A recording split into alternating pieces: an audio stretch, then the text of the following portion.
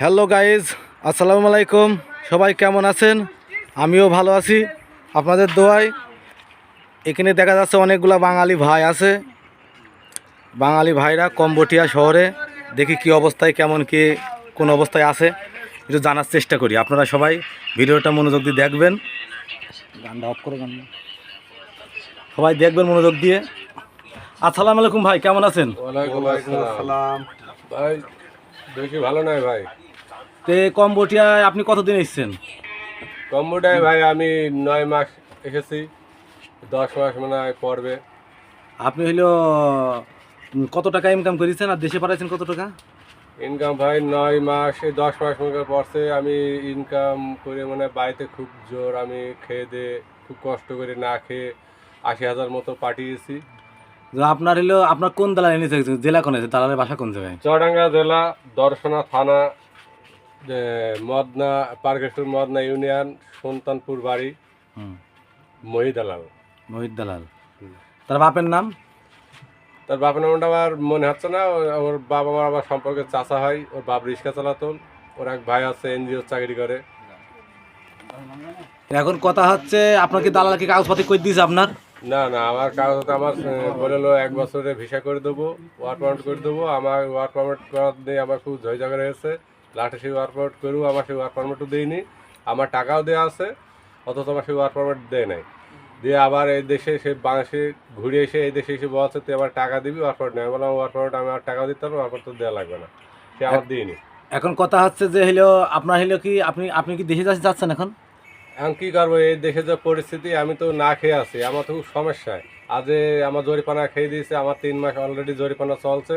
আমি এই দেশে তো এই অবস্থা থাকতে পারবো না, আমার তো দেশে চলে যেতে হবে। আমি এখন বাড়িতে বলে আমি যেভাবে ধার ধর করি, এখানে ওখানে আমি লোকের হাত পা ছবি দিয়ে, আমার বাড়িওয়ালার আমার মা এরকম হাত পা ছবি ধরে আর টাকা ধার ধর করে আমার পাঠাচ্ছে। এখন কথা হচ্ছে, আপনার কি দালালের কি দেশে কিছু করতে পারবেন না? দালাল দেশে আমরা কিছু করতে পারবো না, যেহেতু তার এখানে সে আমাদের আগে এসেছে, তার সাথে অনেকজনের লিঙ্ক আছে। আমাদের তো কেউ চেনে না, আমাদের তো কারোর সাথে কথা হয় না। আমার তো সাইডে এসে কাজ করি, আমার তো কোনো জায়গায় ঘুরি নেই ফিরি নেই। আমার তো আর দালাল নাই, তা আমাদের সবাই সহযোগিতা তা তো নাই। বরঞ্চ আমরা তাকে কিছু বলতে পারি, সেই বরঞ্চ আমাদের হুমকি ধামকি, পুলিশের ভয় এই দেখে সব ভয়ভীতি দিয়ে রাখছে। তো এখন আপনার দালালের উদ্দেশ্য করে আপনার একটা মনের ক্ষোভ। এখন দালাল উদ্দেশ্য আমি এখানে কিছু বলতে পারবো না। আমার যেহেতু আমার দেশের ভাইরা বলেছে তুই চলে আয়, এসে এই দেশে বসে যে কোনো একটা সিদ্ধান্ত নেবো। আগে যাই আমি দেশে গিয়ে এর ব্যবস্থা তো একটা নেওয়াই লাগবে। কেন আমার যে এতটা ক্ষয়ক্ষতি করলো, ডেকে নিয়ে ভালোভাবে গায়ে হাত বলে নিয়ে আসলো, এনে আমার এই প্রতারণা করে, আমার এই হয়রানি শেয়ার করিয়ে আজ আমার বাড়িতে এত টাকা ঋণগ্রস্ত। আমি 5 লাখ টাকা দেখেছি, আবার আমি এই 2 লাখ টাকা বাড়িতে ধার করে নিয়ে আনছি, মোট 7 লাখ টাকা। আমি বাড়িতে 80,000 টাকা দিই, আবার তো আরও টাকা নিয়ে আনতে হচ্ছে। তাহলে বাড়িতে তো আমার তো বাড়ির পরিস্থিতি খুব খারাপ, কান্নাকাটি ভয়াবহ চলছে। আমি তো ওই জন্য এই দেশে থাকতে পারবো না, আমি চলে যাবো। তাহলে আপনারা এখন এই অবস্থায় আছেন। কত টাকা জরিমানা হয়েছে আপনাদের এই দেশে? আমার এই দেশে মনে করো যে $920 জরিমানা অলরেডি হয়ে গিয়েছে। তাহলে কম্বোডিয়া শহরে এই অবস্থায় আপনি আছেন। হ্যাঁ। হ্যালো গাইজ, আপনারা শুনতে পাচ্ছেন এই কম্বোডিয়া সম্বন্ধে অনেক কিছুই বললেই ভাই, তবে আরও ভাই আছে, তাদের কাছেও কিছু জানার চেষ্টা করি, দেখি কতদূর কি আরেকজন কেমন আছে। চাচা কেমন আছো? ভালো আছো? তো হইলো কেমন আছে, কি কাজ করো এই দেশে একটু আমাদের জানাও। কাজ কাম কি করবো? কাজ 1 মাস কাজ করলে 2 মাস বসে থাকা লাগে। এনে 2 মাস কাজ করি, কিভাবে করি, কি করবো? এদেশের অবস্থা খুবই খারাপ। এদেশে কারণ না আসাটাই ভালো। আর দালালের কথাও কি বলবো, দালাল তো সে নিয়ে এসে দিয়েই সাই, এসে কি কাগজপাতি করতে হবে, কি করতে হবে, তাদের কোনো কিচ্ছু নাই। এখন আপনার আপনার দালালের বাসা কোন জায়গায়? নাম কি আপনার দালালের? আমার দালালের বাসা হচ্ছে আমার নিজের গ্রামে, সুলতানপুর, দর্শনা সুলতানপুর। কি বলবো, নামটা কি দালালের? নাম হচ্ছে রকিবুল, বাপের নাম হচ্ছে নজির। সেও এ ব্যাপারে অনেকজনকে নিয়ে আসছে, আমার গ্রামের আরো লোকজন নিয়ে আসছে, বাড়ির আরো লোকজন নিয়ে আসছে। এখন সব প্রতারণা করছে। এখন কি কাগজপাতি কি ঠিক আছে? কাগজপাতি তো আমার এসে থেকেই সে করে দেয়নি, তো কাগজপাতি কেমনে কি ঠিক থাকবে? তাহলে এখন দেশের পরিস্থিতি বলছে, দেশের বাঙালি ভাইরা যারা আসার চিন্তা ভাবনা করছে তাদের উদ্দেশ্যটা কিছু বলেন। আমার একটা কথাই, কেউ যেন এই কম্বোডিয়াতে না আসে, বাইরের যে কোনো রাষ্ট্রে যাক, বিভিন্ন রাষ্ট্র আছে সেগুলোতে যাক, যেগুলো ভালো বুঝবে সেই দেশগুলোতে যাক, কিন্তু কম্বোডিয়াতে যেন কেউ না আসে। এটা এখন দালালের কি আপনাদের কি কিছু করার ইচ্ছা আছে এ দেশে না হলেও? এ দেশে কিছু করার ইচ্ছা নেই, তবে আল্লাহ যদি বাঁচায় রাখে জীবনে যদি এই দেশ থেকে বাংলাদেশে যেতে পারি, আমার যতটুকু ধারণা তাকে আমি জিন্দিগিতে ওই সুলতানপুর গ্রামে বা বাংলাদেশের মাটিতে পা দেওয়ার আগেই তার খবর হবে ইনশাল্লাহ, এতটুকু নাই। তবে এই দেশে তাকে আমি তার চুল পরিমাণ আঘাত করব না, কিন্তু বাংলাদেশের মাটিতে পা দেওয়ার সঙ্গে সঙ্গে তার প্রতি আমার যতটুকু অ্যাকশন নেওয়ার আমি ততটুকু নাই নেব। সে যেগুলো করেছে, আমার 5 লাখ টাকা খরচ করে আসছি, সে নিচে আছে 4,35,000 টাকা।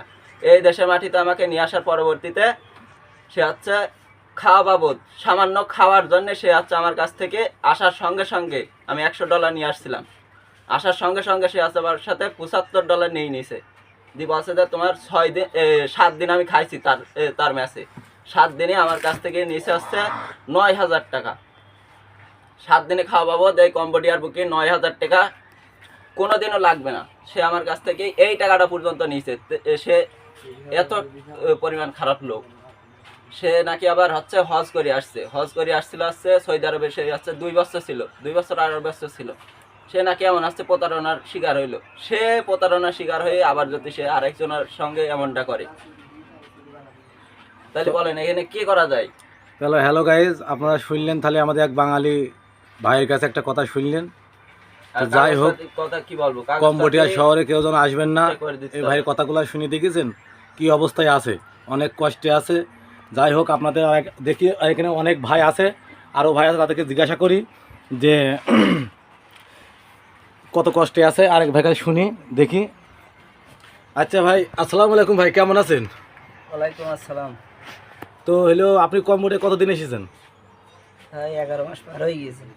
তো 11 মাস এসে আপনি কত টাকা ইনকাম করেছেন, কত টাকা দেশে পাঠাইছেন? ইনকাম কি করবো ভাই দেশে? আজকে একের পার্টিতে চলে যাও, গাড়ি ভাড়া করে চলে যাও, যাচ্ছি গাড়ি ভাড়া 50,000 কম্বোডিয়ার টাকা। ওখানে 5 দিন কাজ করছি, কাজ করার পর বেতন দিচ্ছে 12 টাকা, তাও কি টাকা পাচ্ছে রে সে জায়গায়? খালি কি দেশে এসছি আমরা এখানে? আপনি আসতে কত টাকা খরচ করেছেন? আমার 5 লাখ টাকা খরচ হয়েছে। তো হলো দালালকে আপনার কাগজপাতি ঠিক করে দিয়েছে না? কাগজপাতির কথা ছিল 1 বছরের, অটপান ভিসা 1 বছর করে দেবে, আমার দেয়নি। দালাল তো আপনার কাজও দেয়নি। কাজ ওই দিয়েছে, ওই যে 6 দিন 5 দিন 10 দিন কারে কাজ। তো আপনার দালালের বাসা, ইনকাম কিভাবে হবে? তবে আপনার দালালের বাসা কোন জায়গায় আর জেলা? জেলা চুয়াডাঙ্গা, গ্রাম সুলতানপুর। দালালের নাম মহিত দালাল। আর হলো আপনার কি ওই মহিরি কি আপনার কি মেন দালাল না আরো দালাল আছে আপনার? প্রথম আমার যোগাযোগ করে নাহিদ, আমাদের গ্রামের ছেলে, সে সবকিছু ম্যানেজমেন্ট করে দেয়, তার সাথে কথা বলে, আবার তার বিশ্বাসে এসেছি। সেও এসে এই দেশে, সে চলে গিয়েছে আমাদের থুয়ে। এরা 2 জনই দালাল, একজনা যে ভালো তাও নাই। আমাদের এনে আমাদের 4টে লোক এনেছে একসাথে, 4 জনের বিপদে ফেলে দিয়েছে, কিছুই করে দিনি, সে উল্টা আমাদের হুমকি দেয়। তো এখন আপনার কি এলে দেশে কি কাগজপাতি নেই? আপনার তো জরিমানা হয়ে গেছে, আপনি এখন দেশে যাওয়ার চিন্তা ভাবনা করছেন, কত টাকা লাগবে? এই দেশে থেকে কি করবো? এতে তো কোনো ইনকাম নেই।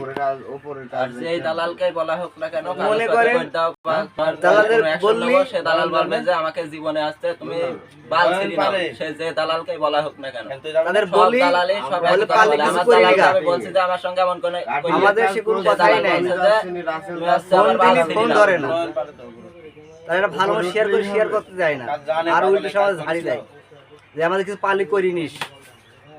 ঠিক আছে, আমরা পালি কিছু করতে পারি কি পারি না, আল্লাহ দেশে নিয়ে যাওয়াই, দেশে কিছু করতে পারি করবো, না পারলি নাই। এখন আপনার দেশে যেতে কত টাকা লাগবে? এখন আমার জরিমানা হয়ে গেছে প্রায় 2.5 লাখ টাকা, পেরোনো লাগবে 50,000 টাকা, প্রায় 2-3 লাখ টাকা আমার লাগবে। তাহলে আপনি এখন এই পজিশনে আছেন এই কম্বোডিয়া আমি শহরে? খুবই কষ্টের মধ্যে আছি। তা আপনাদের কাছে একটাই অনুরোধ, আপনারা এখানে এসেন না, আপনারা যেখানে আছেন সেভাবেই থাকেন, কোনো দালালের সক্করে পড়েন না, চেষ্টা করুন উনি যেতে পারেন, এই দেশে এসেন না, আপনার কাছে অনুরোধ এইটুকু। তো যাই হোক ভাই, আপনারা সবাই ভালো থাকেন। কম্বোডিয়া সম্বন্ধে আপনাদের এত কিছু বলার জন্য ধন্যবাদ। তবে দেখেন, হ্যালো গাইজ, দেখেন তাহলে কম্বোডিয়ায় আমাদের দেশের বাঙালি ভাইরা কত কষ্টে আছে। আপনারা যারা দেশ থেকে আসার চিন্তা ভাবনা করছেন তারা যেন কখনো এই দেশে আসবেন না, এটা প্রতারণা দেশ। দালালের মাধ্যমে আসবেন না, আর আসার কোনো চেষ্টাও করবেন না। যদি যাওয়ার চেষ্টা করেন তো অন্য দেশে যাবেন, দেশটা মোটেও ভালো না, এটা প্রতারক দেশ, অনেক কষ্টে আছে। এখানে কিছু বাঙালি ভাই আছে, দেখি এই বাঙালি ভাইয়ের উদ্দেশ্যে এটা কিছু। আপনি ভাই বাঙালি ভাই কেমন আছেন? আমি বলতে চাই কম্বোডিয়ায় খুব ভালো আছি। কম্বোডিয়া তো ভালো থাকার দেশ ভাই, স্বপ্নের দেশ অবশ্যই। কম্বোডিয়া। নাম দিছিল দালালরা, হ্যাঁ টাকা যে করা ছিল সব তো করে দিল শেষ। হ্যাঁ, এখন এসে বিপদে পড়ে গেছি, কিচ্ছু করার নেই ভাই। এই যে একটা বিল্ডিং দেখেন, একটু বিল্ডিংটা দেখেন, আপনি দেখাই। এই এত উপরে কাজ করা জীবনের নেই কোনো গ্যারান্টি, এখানে মরলে আপনাকে কেউ দেবে না মাটি। এখন আপনার কথা হচ্ছে, আমার কথা হচ্ছে যে আপনি যে এইছেন কয় লাখ টাকা খরচ করি, আমি এদেশে এসেছি 5 লাখ টাকা খরচ করে। কয় টাকা আপনি কয় টাকা দেশে পেয়েছেন?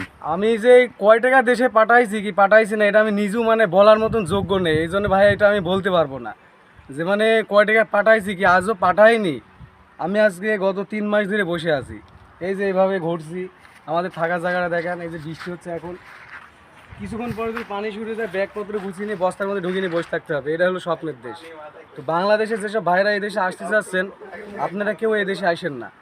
এই দেশে আসা ছাড়া ওই যে দালাল যখন টাকা চাবে, দালালের বলবেন যে আমি তোকে 1 লাখ টাকা দিচ্ছি, তুই গিয়ে আমার বাড়িতে, বাসা বাড়িতে আমার ঘর মোছামুছি করবি, তাও শান্তি পাবেন ভাই। এই দেশে কেউ এসেন না, এই দেশের পরিস্থিতি খারাপ। আমাদের বলছিল কাগজপাতি করে দেবে, কাগজপাতি করে দিইনি। প্লাস যে পাসপোর্ট দেয়, পাসপোর্ট পাওয়া যায় না। আজকে ভিসা লাগাতে দেবেন, সেই ভিসার 20-25 দিন পর বলবে তোমার 30 দিন জরিমানা হয়ে গেছে। এক দিন 10 টাকা জরিমানা ভাই। মাসে ইনকাম করি 300 টাকা, আর জরিমানা দিই 300 টাকা, তাহলে খেয়ে দিয়ে কী থাকে? তো এই ক্ষেত্রে বলি, যেসব দালাল আছে দালালদের মাইরে শোধবেন, আর এই দেশে আসবেন না।